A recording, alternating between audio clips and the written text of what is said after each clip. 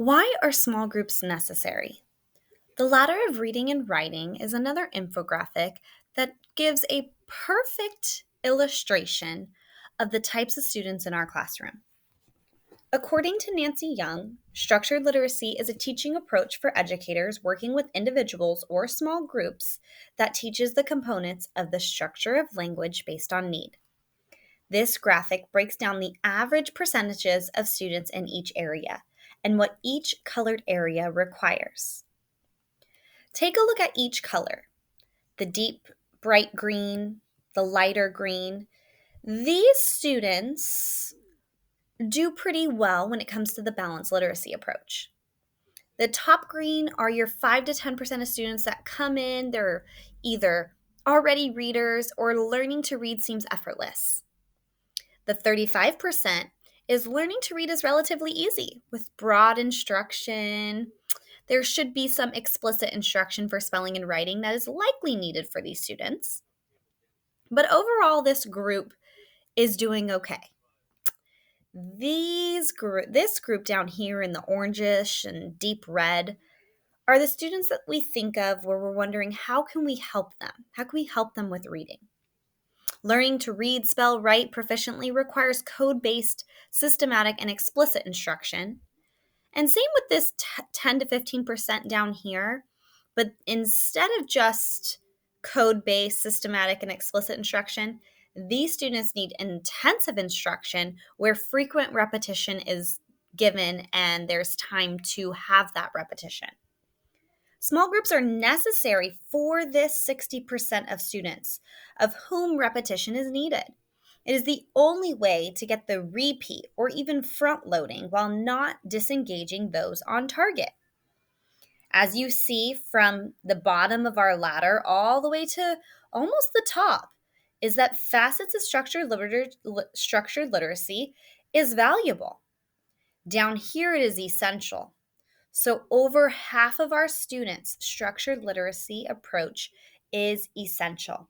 The many repetitions are the students who may also require Tier 2 or Tier 3 supports, yet can still be supported in Tier 1 through small groups to be successful in the classroom.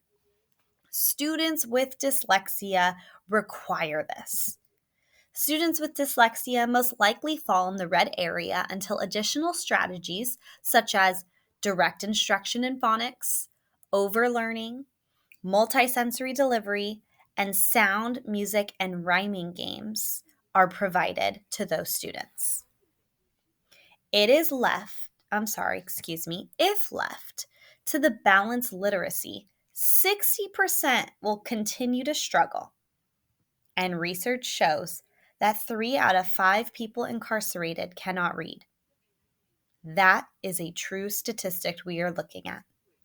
Dyslexia is a processing difficulty in the brain, and 1 in 5 people have dyslexia. These students will learn, but they require more repetitions and overlearning. There are many ways that we can help students with dyslexia, such as dyslexiefont.com. They have resources and a free font for students struggling with dyslexia. This also means that leveled text alone will not do the job. Leveled texts, which balanced literacy really only focuses on, belong only on the language comprehension side of the rope. The word recognition portion of the rope consists of phonemic awareness, decoding, and sight recognition, which is why repeated explicit instruction is required to reach at least half of our students.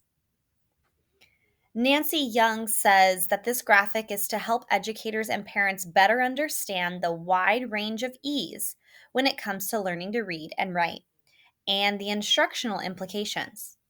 Children in this red area are likely to require instruction that is systematic, explicit, and intensive. They will likely need a great deal of repetition to master skills. For some children here in the orange, systematic and explicit instruction will likely be necessary. Children in the light green, they learn to read with fairly broad instruction and exposure to books, although explicit instruction for writing will likely be needed. And for children in the dark green, Ongoing learning must take into account their advanced skills and provide appropriate challenges. Evidence suggests it's likely that a structured literacy approach will be essential for most children in the red and the orange areas of the continuum. Some children may require more or less of a certain component of structured literacy, maybe more phonics, maybe more vocabulary instruction, or maybe less. This is where small group instruction is essential. I hope you can see it's clear that reading really is not a one size fits all approach, and differentiation is key to student success.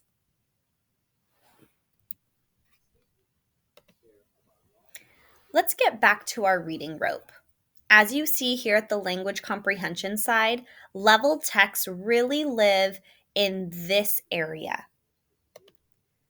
But before our students can get to this piece of the reading rope, we have to ensure that their word recognition side of the rope is strong.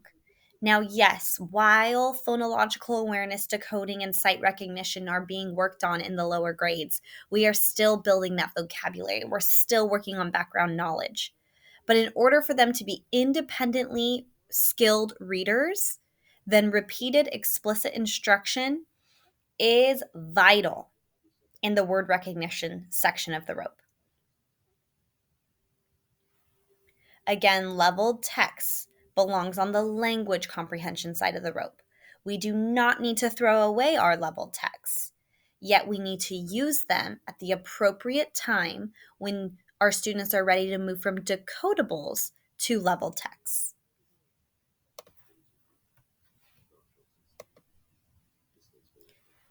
Every student deserves a great teacher, not by chance, but by design. Remember, we do not want to leave your learning to chance. Most teachers were never taught how to teach systematically. Using small groups to provide what a student needs based on data is vital to ensure that we are finding the holes and the needs of every student and filling those gaps through repetition and explicit intervention using our Tier 1 small group structure. Let's find out more about how we're going to use small groups to make sure we create a wonderful classroom that builds skilled readers.